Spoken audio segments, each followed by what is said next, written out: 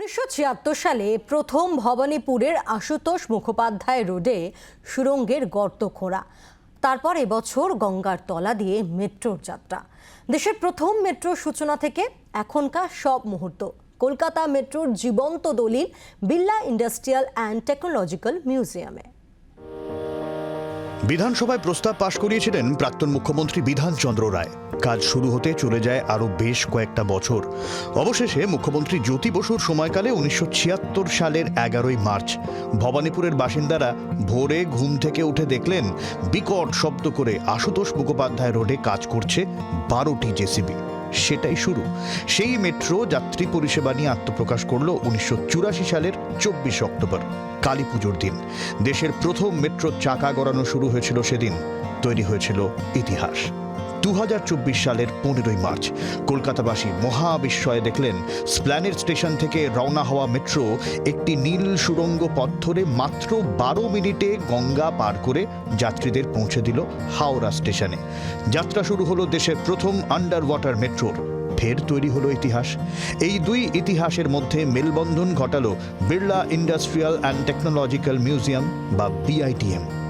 যেটা মনে হয়েছে যে মানুষের বা স্টুডেন্টসের মধ্যে কৌতূহল হবে বা তাদের জানার ইচ্ছা থাকবে, সেটার উপরেই আমরা বিআইটিএমকে সমস্তভাবে সাহায্য করেছি, যাতে আগামী প্রজন্ম মেট্রো রেল কলকাতা সম্বন্ধে তাদের গভীর ধারণা থাকে এবং তারা গর্ববোধও করতে পারে। মেট্রোর সেদিন আর মেট্রোর এদিন সবকিছুই ডিটেল ইনস্টলেশন এবং মডেলের মাধ্যমে চাক্ষুষ করার বিরল সুযোগ এই মিউজিয়ামে। ত্রিস্তরীয় মডেলের মধ্যে দিয়ে মাটির ওপর রাস্তায় চলা বাস, ট্যাক্সি, মিনিবাস, তার নিচের স্তরে মেট্রোর কমিউটার জোন এবং টিকিট কাউন্টার, তারও নিচে প্ল্যাটফর্মে দাঁড়িয়ে থাকা ট্রেনে যাত্রীদের ওঠা নামা। আবার সেই একই রকম ইনস্টলেশনের মাধ্যমে গঙ্গা নদী, হাওড়া ব্রিজ, পাশে হাওড়া স্টেশন এবং কলকাতার ধর্মতলা। আর জলস্তরের নিচে সুড়ঙ্গ পথে নীলাভ মায়াবী আলোয় মেট্রোর যাতায়াত মুগ্ধ করে দেওয়ার মতো নিখুঁত কাজ। কলকাতা মেট্রো হচ্ছে ইন্ডিয়ার ওল্ডেস্ট মেট্রো। এই ধরনের ধরুন পলিমাটির পড়ে থাকা একটা জায়গায় একটা মেট্রো তৈরি করতে বিশাল ইঞ্জিনিয়ারিং এবং টেকনোলজিক্যাল চ্যালেঞ্জ ছিল। সেটাকে ওভারকাম করে এবং বিশেষত সর্বশেষ সংযোজন যেটা আন্ডার ওয়াটার মেট্রো কিভাবে করা হলো, কেমনভাবে করা হলো, সেটা সাধারণ লোকের পক্ষে দেখা সম্ভব নয়। যে 32 মিটার জলস্তরে 32 মিটার নিচে 520 মিটার একটা দৈর্ঘ্য টানেলে প্রায় 45 সেকেন্ড যে জার্নিটা সাধারণ লোকেরা করে, সেটা এমনি বোঝা সম্ভব নয়। সেটা সহজভাবে বোঝার জন্য এবং কিভাবে আমাদের কলকাতার ঐতিহ্যটা আরও এগিয়ে যাচ্ছে সেটা দেখানোর জন্যই কিন্তু আমাদের এই প্রয়াস।